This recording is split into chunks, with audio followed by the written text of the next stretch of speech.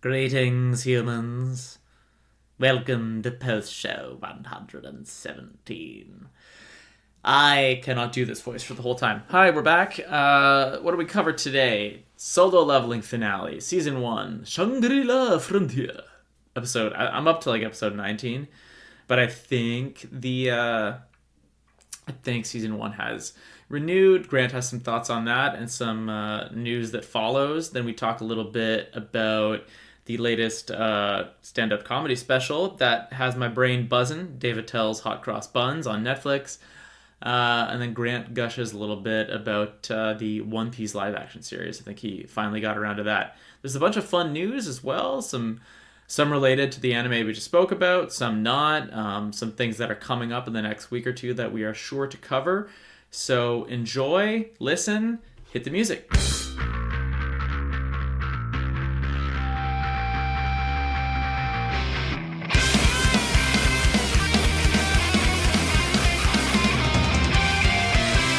Oh, hey there, Grant. Hello, David. Arise. Arise. Pretty good, huh? So sick. Arise. Oh, man, I fucking love anime. You may rise and serve me. Pretty good, dude. Yeah. Let's start there. Let's start with Solo Leveling, episode 12, finale of season 1. And yeah, we're going to speak about the season structure in general in a minute. But that finale was better than the penultimate. By far. Yeah. Definitely, I don't know why, going to that episode, just something I had an inkling, maybe just because we've been kind of, a little baited before in some of these season finales, but, they really did a good job of, giving us some substance before, the tease of, what is to come. It was a very meaty episode in what felt like one room, Yeah, I agree. And it's weird because finales can often be okay, in episode 11, you got the juice. Now we're going to wrap up and then set up. Down. Yeah. Set up next season. And this wasn't that at all. Like you said, it was meaty. They did a bunch of shit. I recorded a TikTok/reel for this on our account at Part-Time Otaku Podcast, where you can find us on social media. That will come out in a few days. But my big takeaway from these last 2 weeks is that it feels like the show has finally kind of arrived. You know what I mean? Everybody was just so hyped up about it. Oh, the action's going to be amazing. Animation is unbelievable. That's the big thing in the manhwa. And it was always good, but I don't know if it was ever great, It's funny. It was that, but every week it was damn, I gotta wait. It did have me hooked. But again, every week it was just kind of is there going to be more? Kind of the, I don't know how to describe it. It was I was getting full on the show, but I could it still felt kind of empty at points. But yeah, I think that bye week they really kind of took the air out of it for a little while, and then it kind of started heating right back up in the last 3 episodes I found. But I don't know, man. It's a very weird structure of the season, very up and down. But again, it is weirdly been. It's almost marketed now as this is the prologue, it's similar to Vinland Saga. Yeah, in the first season. Yeah, good point. It's funny you bring that up.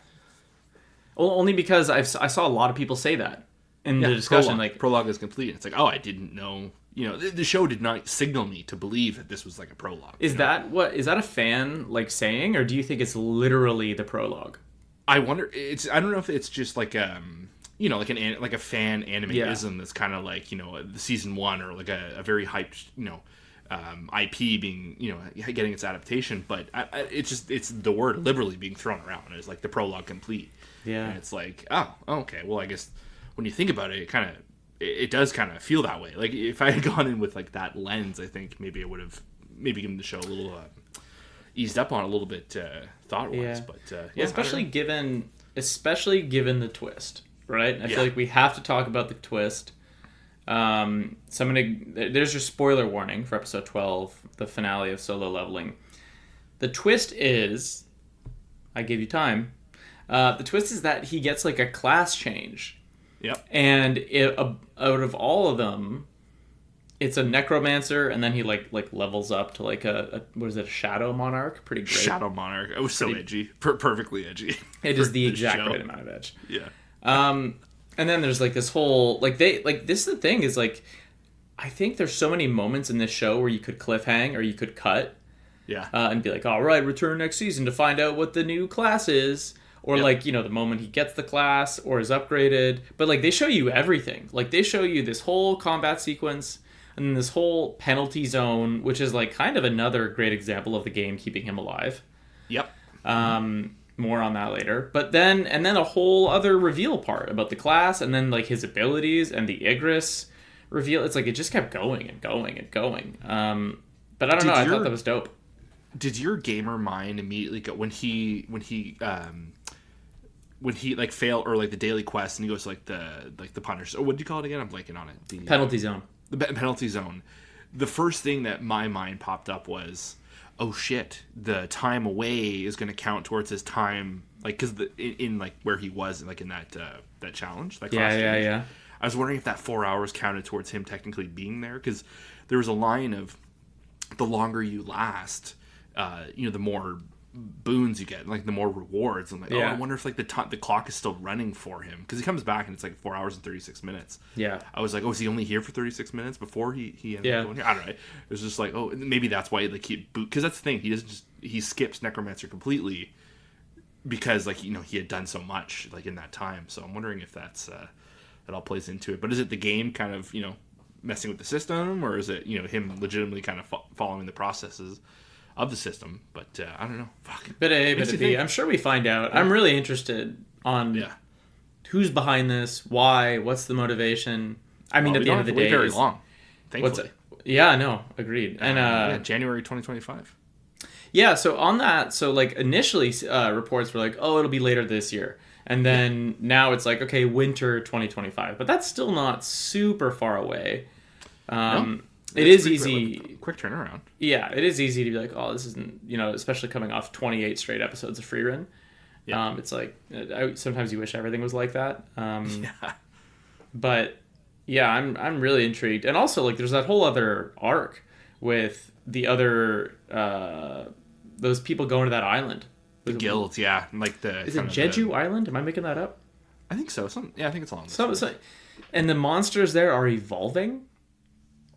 Yeah, man. So between him, like him and his kind of reawakening, but not quite a full reawakening, almost makes you wonder, like if this is also kind of taking place in other places. Like, I'm not saying the monsters are kind of going through a similar system to him, but when you think about it, like monsters leveling up is also like a game type thing, right? Yeah. Whereas everyone's kind of working off the idea that they just have powers and they're in like a fantasy world, or like the living world with monsters. It almost makes you wonder like what else is going on, because like they kind of played around with a lot more gaming tropes this episode. Like I thought the gotcha stuff was a fucking hilarious addition. What is that? Just like the when he's trying to get Igris like to be under him, like he had 3 attempts. So it's like those gotcha games where you're rolling, you're opening up envelopes, trying to get this certain character, or like an S ranked character kind of thing or whatever, and and then like the evolution stuff and with the monsters, just made me think of like Digimon or Pokemon or whatever, and just like there's more gaming.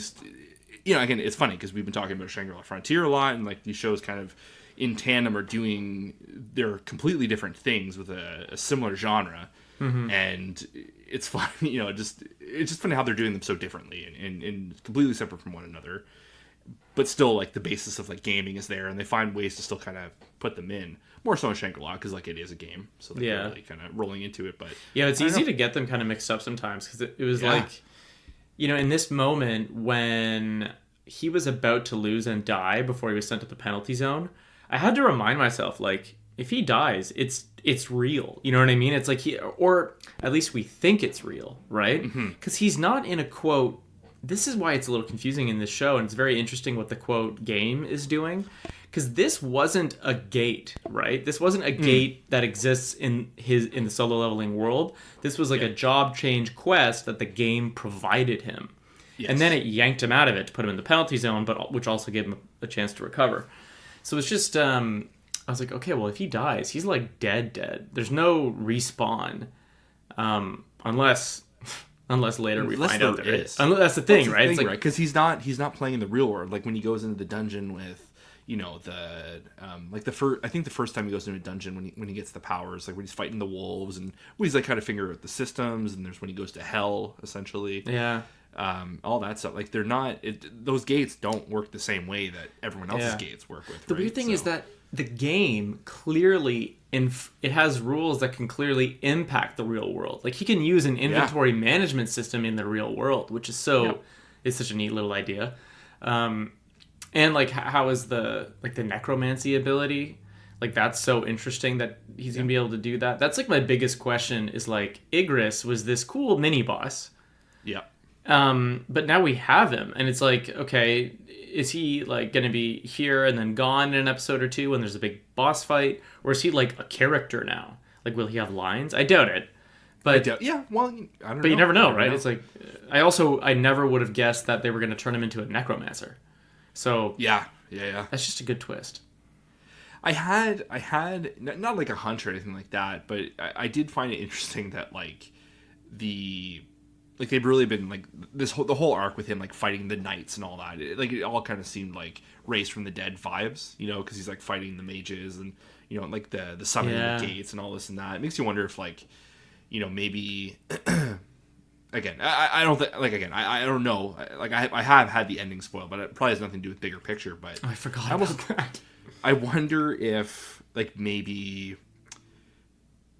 Because there is like a lot of like similarities between the gates, right? Like they're not like they don't necessarily see them or whatever. Like he sees it in his own, I guess, like semi-digital interface. But there are gates, right? And he also is working with gates. I'm almost wondering if like there's like he's being set up as a necromancer because there is like another necromancer involved with the gates, or like maybe afflicting the world kind of thing. So yeah, that's a good point. Maybe like they're very intentionally designating what his class should be because of the matchup or a reason down the road, or like a plot that the game has in mind.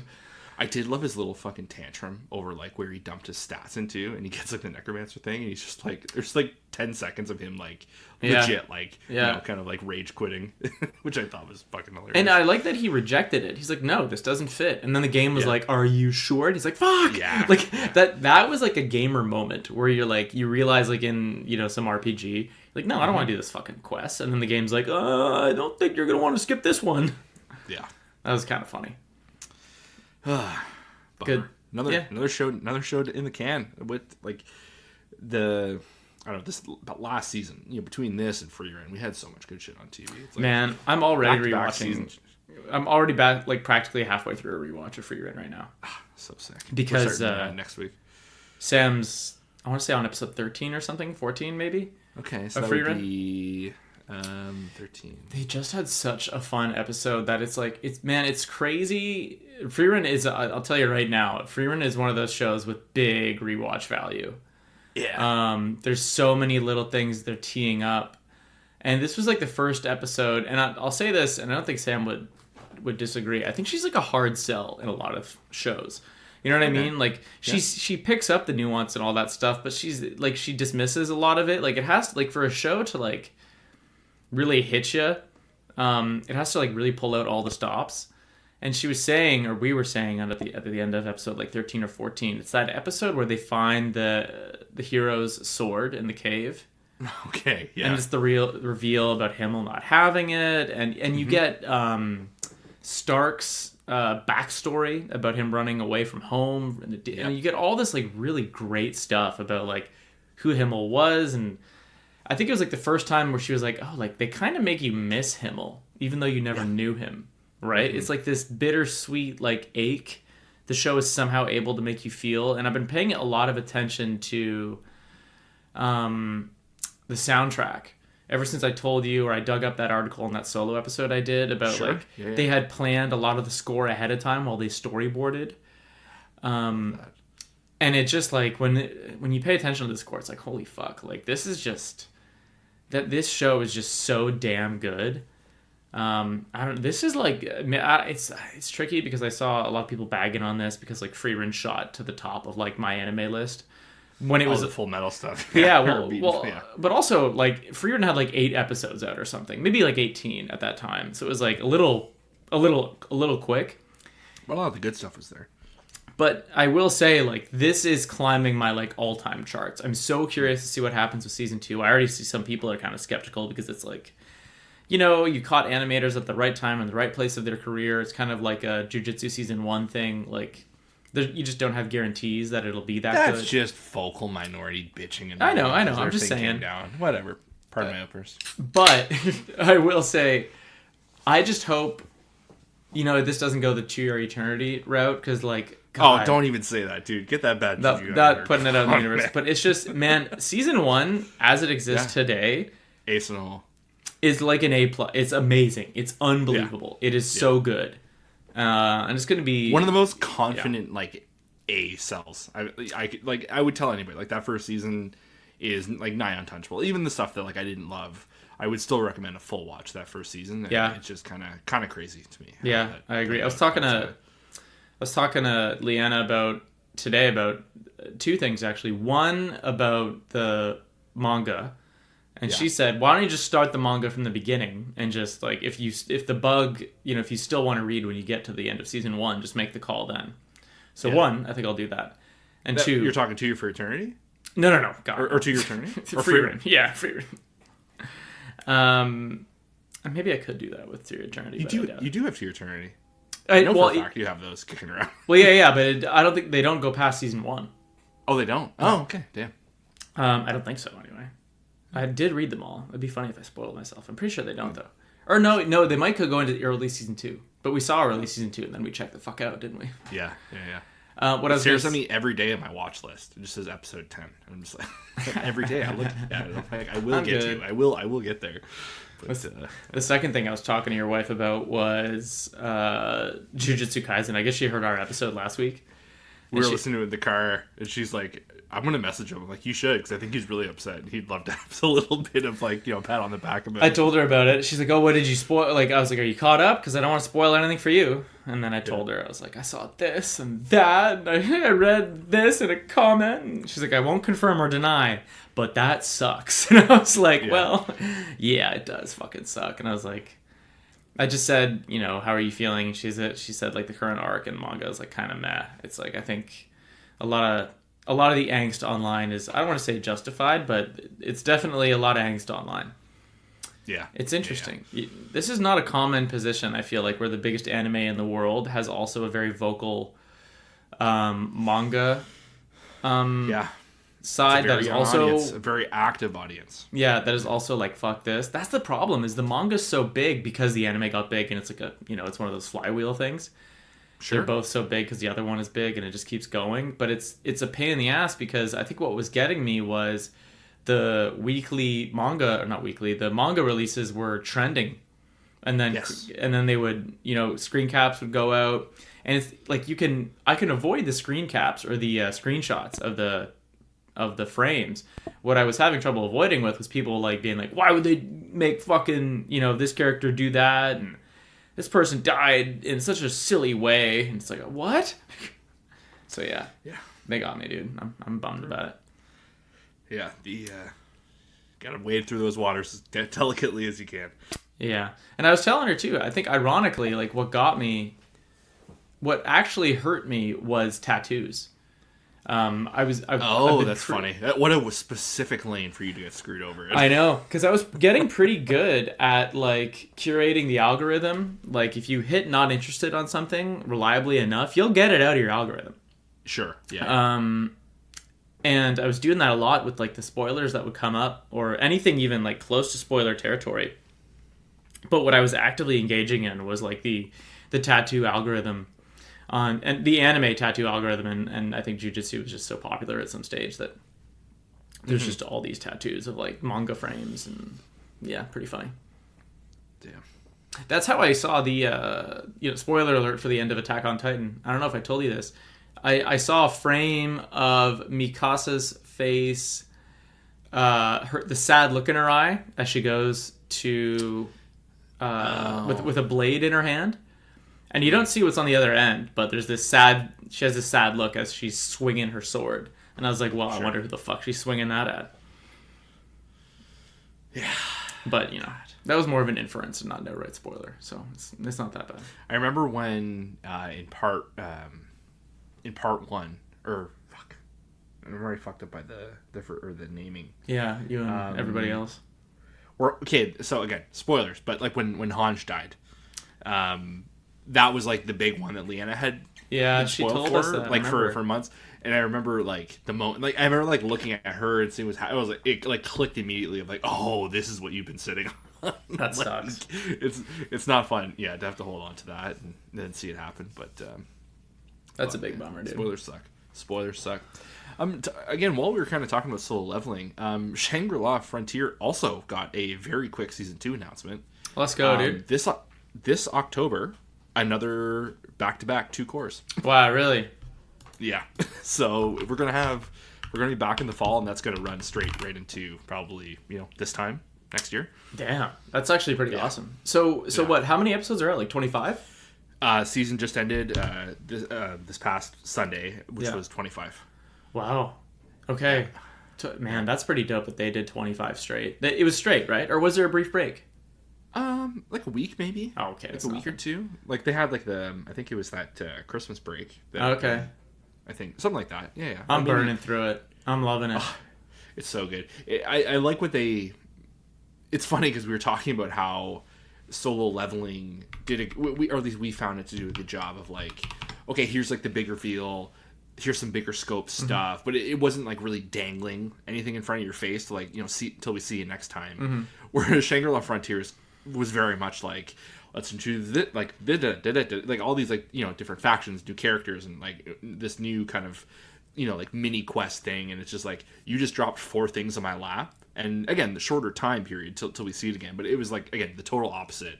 It was just kind of like we'll see it when we see it, and and like they kind of like ran out the door. It made me laugh. It was like it's so funny how the shows are so comparable, and they did polar opposite with their finales. But yeah, more in one way to skin a cat.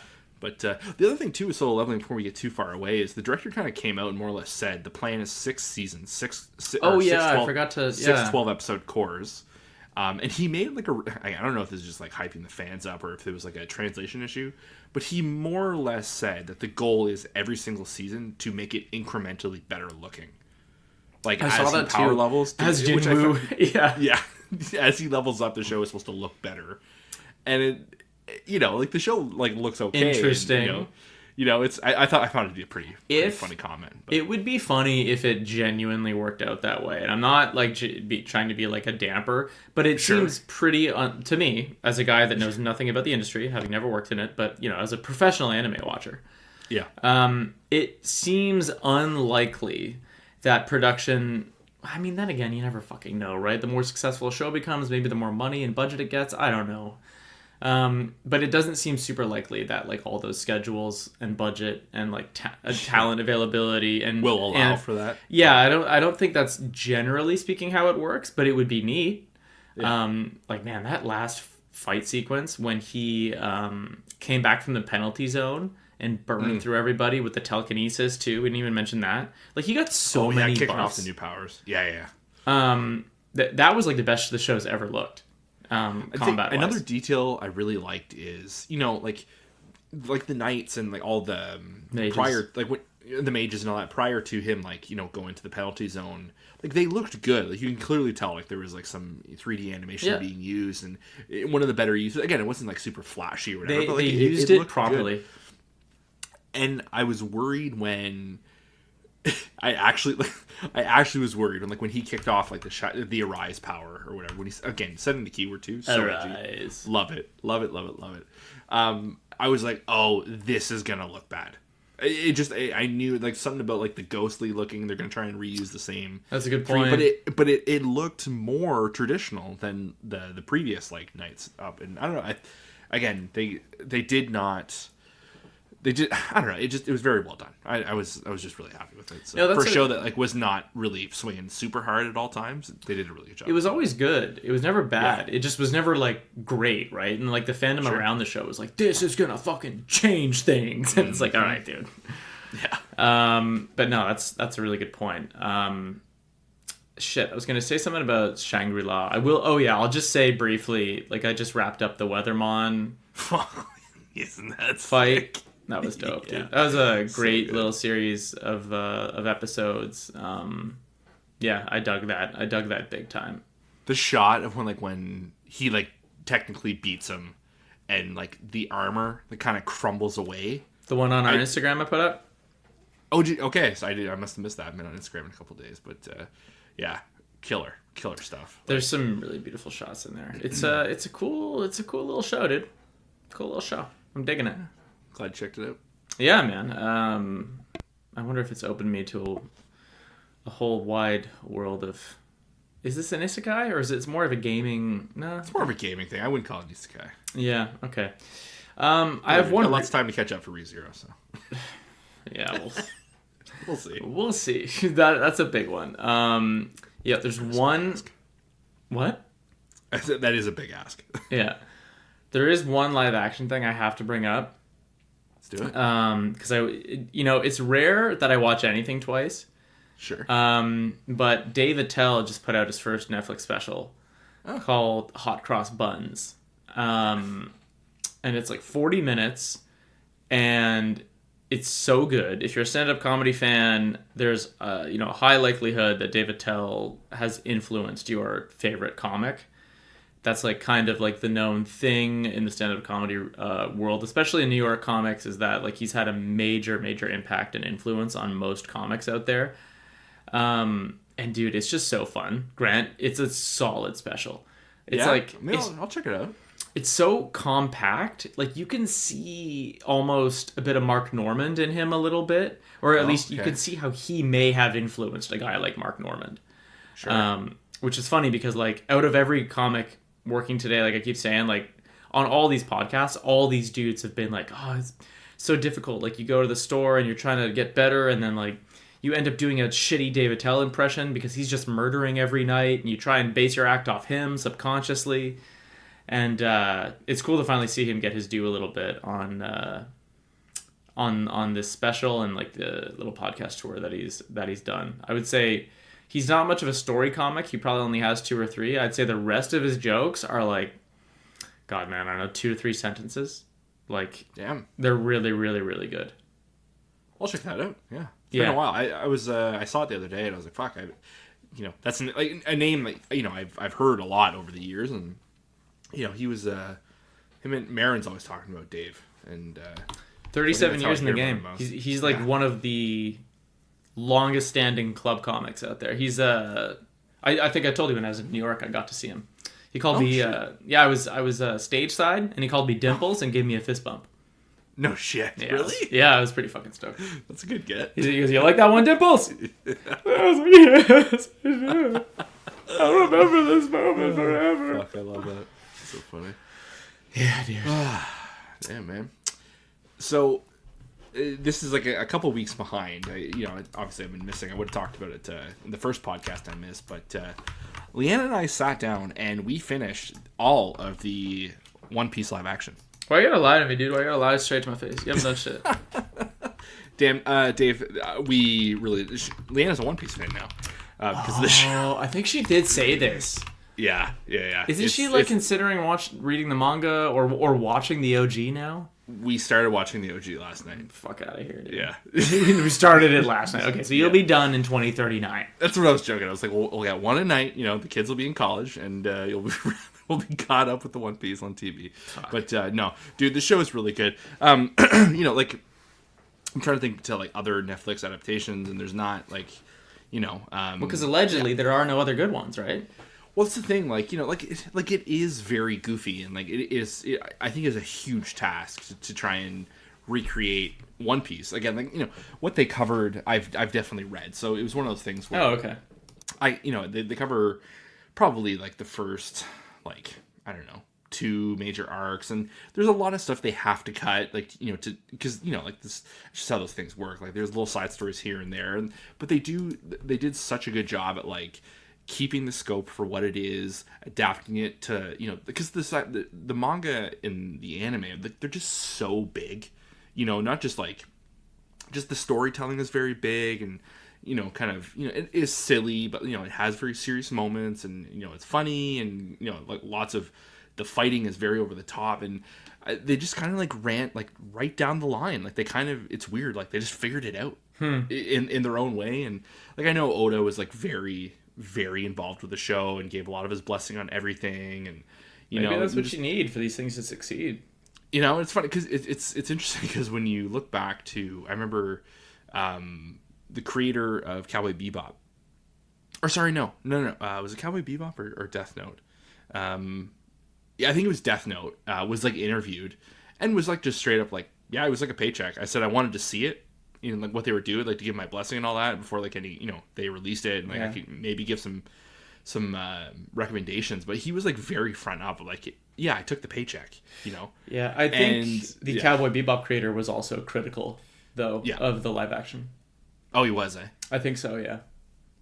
But yeah, so anyway, so I don't know, like they just found a way to take a very silly, fun, sometimes serious thing, or often serious thing, which is, again, a juggling act. And they kind of just pulled it off, like, very lived in. You could, like, they really built a lot of they could. Like the devil fruit powers, like Luffy, that's the biggest thing. He's a fucking rubber man, right? Like, how are you going to make that not look silly? But I don't know.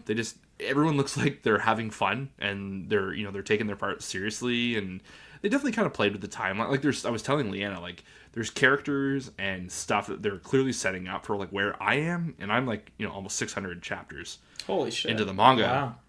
And like, so like they're really, again, I think they're just trying to see like what works best and kind of like through line stuff. Yeah. But I don't know. It was really, really fun. She loved it. I remember like it was kind of when I was starting to get sick, and I was like, oh, can we watch something else? And Leanna was just like, I guess we're not watching One Piece tonight, just like, she just wanted more and more and more of it. And great cast. Like, and that was the thing too, like, every episode was like, oh, like, how are they going to pull off Usopp? How, how's Sanji, how's Zoro going to be? Like, right. Because there's always, that's like an added layer of fun, right? When how it goes, you're like, I wonder how they're going to tackle this. That is fair. That is something I haven't really thought about. I think they did a really good job. I found, it's funny, like, they're all very... They get like the core aspects of the character, and like the flavors that kind of make the character who they are nailing that down. It is funny, like there's like, I think the guy that does Zoro is like really, really good, but like he's coming off a little more like emo boy than like kind of just like stern and kind of like the strong guy, like the quiet strong guy than it is in the manga. But I don't know, man, we had a blast. Like it's definitely I think, like, for you, again, I'm not trying to, like, sell you on it, but, like, as an example, as someone who has not read it or watched the show, watching the live action, I don't think you'd be, like, selling yourself short on, like, the experience of One Piece. I think it really captures the magic of it in its own way. Like I said, there's a lot of stuff that has to be cut, but, like, the major moments and the important moments... Actually, one of my favorite moments of the manga, I did think they fucking botched, like, big time. Mm-hmm. Like a really good, like, the group kind of comes together moment. Just like the way, not so much the performances, but like the way they use the camera. I was like, why did you cut away? Like we're supposed to like stay on this person for like like the panel. Like we really got to focus on this character. And right. But no, I think anyone like just if they don't, again, the intimidation of One Piece is like it's gargantuan, right? Like quite literally. I think people could just watch this and like enjoy it for what it is. And like my father-in-law watched it, like he really enjoyed it. He was like, yeah, it was a little goofy there, but it was, a good story and whatnot. But I don't know, they just did enough to make it its own thing, and clearly, everyone involved in the show has a passion for, the manga and the anime. It was refreshing to see because, we've seen the Full Metals, the Attack on Titans, the like the Tokyo Revenger movies. Like there's all these live adaptations that just come off as just like a cash, like a payout, right? And this does not feel anything like that. I mean, even the Avatar series that just came out is being like, it's tricky because like some people seem to like it and others are like, you have totally butchered like a big chunk of the point of the show. And, I know it's funny. I just rewatched highlights and a bunch of random things about Avatar, so I put it on. I saw that online. Yeah. Our Instagram. God, that show is so damn good, man. I would like to get to that sooner than later. Yeah. But that's good to hear. I'm glad to hear that you dug the One Piece thing. I think, like to your point, it's just always been this behemoth, this large, intimidating thing. But I bet And I mean, it was popular, and it was popular for a long time, and it's been greenlit for more, so I'm sure it'll do well.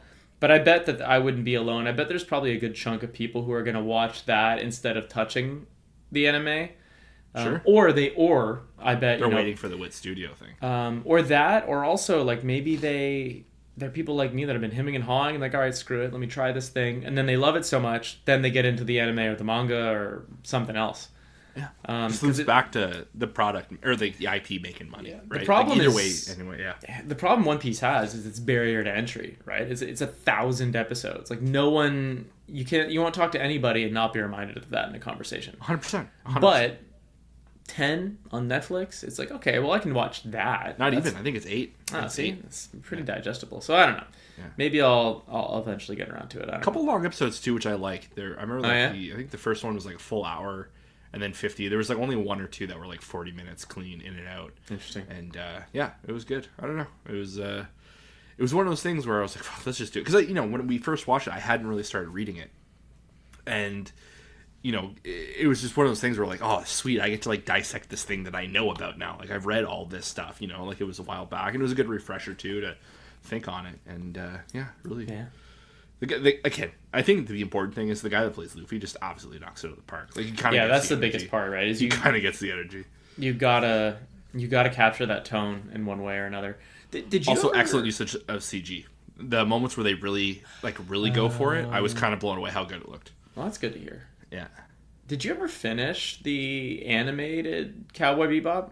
I can't remember. No. Okay. No, I'm literally. I think I got 5 episodes.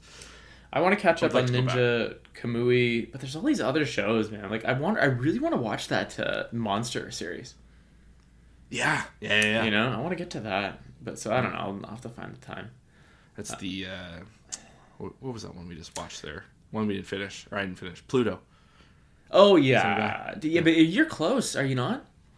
I still got like 3 or 4 left. I don't know. If you're more than halfway, I would polish that thing off. But I still like. I've put out reels and stuff on this too. Like I still vehemently believe that show's like the worst part of that show are the episode lengths. So dense. I just think there's dude, what is it? 8 to 10 episodes? I think actually it might be 8 too. Now I think about it. Triple it, and now you've got a 24 episode season of anime, and it's regular. You know what I mean? And it's going to have higher production value than most of the stuff that comes out.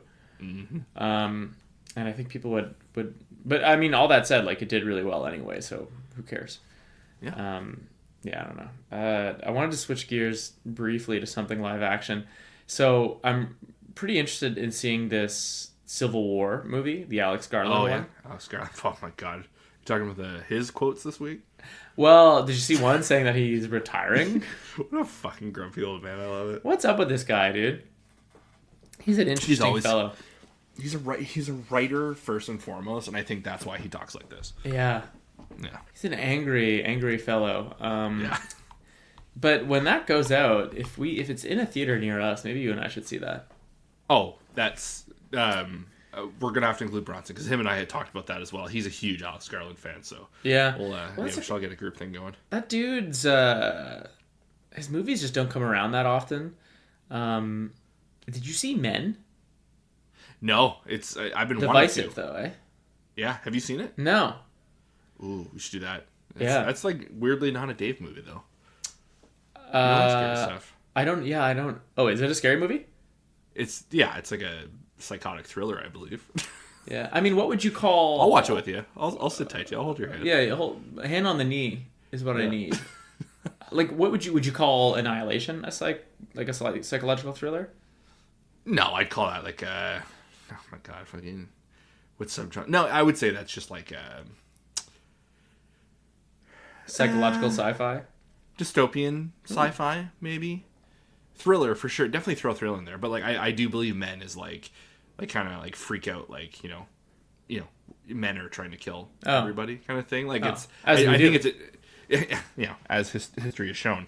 But I think it's more. I think it gives off slasher vibes, but kind of delves more into the psychological. But I don't know. I'm the guy in it. One of the only episodes of Black Mirror I ever watched, he was in, And ever since that, I was like, man, this dude can pull off anything. The pig one, do you remember that early Black Mirror days? Did you watch that? No, I've seen a lot of Black Mirror, but I came to it quite late. It's the one where I can't remember the context, but the Prime Minister of Britain or England, I'm not sure, sorry, is like blackmailed and like on camera has to like fuck a pig.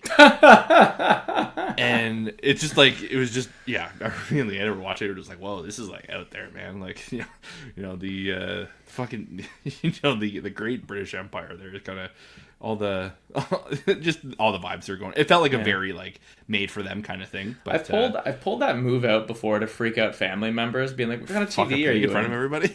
No, yeah, I bring a bovine, or no, that's a cow. I bring a pig to dinner, and no, I was gonna say where it's like, hey, like what kind of TV are you into? You into like something light, like Seinfeld? Like yeah, and then I throw on my like I don't know a particularly jarring episode of Black Mirror. But like, let's watch this before we go to bed. What have you been watching? Oh, episodes of Tales from the Crypt. Yeah, yeah. You know what? The last episode of Black Mirror that I watched, I can't even remember if we talked about it. It was that most recent season that I think some people called weak, but it had the Aaron Paul Beyond the Sea episode. No, I don't remember talking about that. Have you seen that? No, though I think I only got as far as the first season.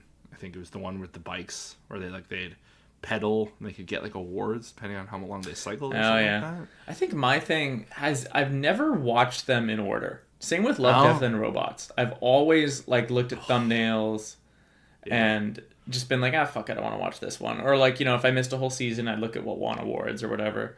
Because it is a big investment, and like I think every season always has like a really big standout episode where you're like, okay, I have to see this one. And I would say the Beyond the Sea one with Aaron Paul in the most recent Black Mirror is like, it's like vintage, like, okay, that this is what this fucking show does. It upsets people. And I like that. I have to check that out. Yeah, dude. I don't really have much else. What you got? Got anything? Well, only other thing I noticed today, it kind of went down a bit of a rabbit hole today. So a lot of animation studios are putting out like spring visuals, because, it's a big thing over there. Whatnot. It's a common thing you see. It's, seasons. They're popular. But there was one for Licorice Recoil. Why are you lying to me, dog? I was like, oh. I was like, that's interesting. I was like, has there been a season 2 announcement? Yeah. And I really thought on it. I'm like, did Dave and I talk about that? Turns out last February, February 2023, they soft announced season 2. What? And they've been radio silent since. What? And their first little taste of something was a spring visual of Chisato and Takina sitting on a bench. Yeah, and I was like, oh, I wonder if this is around the bend. I wonder if this is like a summer or fall show we got coming down this year, which I am fucking super down for. How about that? Catch me outside. Yeah. How about that? Yeah, that's crazy. So unexpected. I just thought it was like, this seems like bigger news. Like I feel like more people should be talking about this. But yeah, I guess there was a season 2 announcement last year. That's pretty toyed. Yeah, man. So, like a toyga? Yeah. Okay. Speaking of which, like in spring anime, is there anything you got your mind or your eyes on? Nah, dude, you're my source. You're supposed to tell me. You want me to get through it? Okay. Well, no, you don't have to. Well, you can if you want, but generally speaking, I like to hear which pilots you think are Dave appropriate, and then I try those. Well, that will be next week's episode because all the major pilots are airing this week. Let's go. And the biggest one is Mushoku Tensei starts on Monday. Yeah, we'll be here. So we'll have that to talk about on Tuesday. What else starts? There's that. We were talking about it briefly. I think last year I was looking forward to it. It's that Go-Go Loser Ranger. Is that this spring? It comes out Sunday. Okay. It is a Disney Plus show, so there is a chance. I'm praying to the based, the sub gods to let there be a sub on Disney Plus. I don't want to. I'll vote for the other side of the conflict if it gets me the subs versus the dub. Damn it, Bob! But yeah, so that comes out on Sunday. What else? There's like a there's a Tokyo Revengers-esque show, like a Butchigiri type show, like a delinquent kind of fist fighting show called Windbreaker. That comes out on Friday. That has a lot of hype behind it. I think it might be original. It might be a map of joy. Is it because they all wear matching windbreakers? I couldn't tell you, Dave. I saw it. Just I look at it. I was like, wow, this just looks like Tokyo Revengers, but like better. So that's there. Low bar. There is a show that started. It came out today, actually, called Spice and Wolf. It's a remake of a relatively like not that old show, maybe like 15 years. I know it's a big. I see it on the internet all the time. Just like. Like you're just your daily reminder that Spice and Wolf is a great show and whatnot. But a fantasy, the whole I guess like the gimmick or the tagline is like a wolf goddess kind of somehow appears to like this merchant, and it's like a mercantile themed show, and like it's not an isekai, it's just like a straight up fantasy show. But I'm planning on checking that out. Interesting. Okay. Yeah. So in the immediate future, there is a couple things you'll notice on Crunchyroll over the next few days. There's a couple of new things that are going to be popping up. When's this damn Lazarus show coming out, dude? Oh fuck! I forgot about that. But definitely not this season. But, yeah, I just keep getting. It's in my algorithm. This next anime coming from the director of Cowboy Bebop. It's like, shut up. When is it coming out? All right. Well, yeah, I'm looking forward to that. Yeah, we got some shows. It's great. You didn't mention that Euphoria season 3 has been postponed indefinitely. Yeah, man. So. Oh, did you see that? Okay, sorry. Like, did you see the really sad news about the guy from Gen B? I did. That's fucking brutal. People, don't get on motorcycles, please. Like, I know they're cool, but holy fuck, man. Like, yeah, that's so sad. Yeah, one of the cast members from Gen B passed away, and he was in something else recently. He was 26, 28, very young. 27. Yeah. They were in the middle of filming too. Like crazy. Can you imagine? Really unfortunate. Yeah, a little bit of a damper at the end. Yeah, thanks, Grant. That was good, man. Sorry, man. That's good. Okay, well, check out Spice and Wolf, everybody. Yeah, Spice and Wolf. Yeah, Tim Robinson is getting his own HBO series. Really? He's gonna both co-write and star. And it's going to be called The Chair Company. And the series will follow a man who investigates a far-reaching conspiracy after an embarrassing incident at work. It sounds like a long form. I think you should leave. Dave, if you just made that up on the spot and just like plugged in Tim Robinson's name, that would be the ultimate like mental flex. Like people would buy that in a heartbeat. No, that could be totally made up. People would be like, "Yo, yeah, Tim's going to do that. It's going to be great." Yeah, that would be. I wish I had that ability to be like insert celebrity name into absurd scenario that I create, but no, I do not have that ability. That is actual news, and I hope he does well because we appreciate Tim Robinson and his contribution. Love Tim Robinson. It's hard to not love him when you've seen I Think You Should Leave. It's like this comedy is, not for everybody, but like it needs to exist. That shit is just so damn funny. Can I fucking swear in here? Can I swear in here? Yeah, man. He's so good. I'm gonna watch one before bed today. Even I even think the series opener is an absolute the cafe door push pull for the job interview. It's like, oh my god, I hate throwing the word genius around, but it's like he's doing something so absurdly specific. Yeah, I don't know, man. Anytime I'm like visiting somebody, or like it's a get together or a dinner. I think of like the one skit he does where he's like reviewing people's records. Shit, bigger shit. Like in front of everybody at the party. Yeah. He's kind of dissing the records in the corner. Iconic. I love that. Or I love the one, we could just do this for a podcast. I love the one where he's at someone's birthday party and he gives them a gift and he's like, oh my god, I loved it. He's like, oh, there's a gift receipt in case you don't.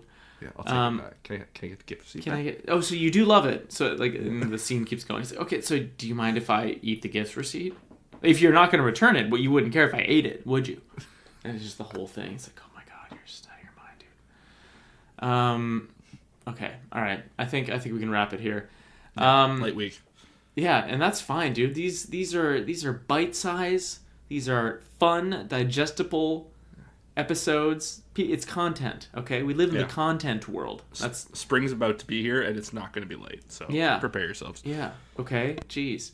Thank you so much for listening. Follow the podcast on Spotify, Apple Music, YouTube at Part-Time Otaku Podcast, Instagram, TikTok, social media. You get the idea. We'll be back next week. Thank you so much, Grant. Go ahead, say the thing. Bye, guys. Cheers.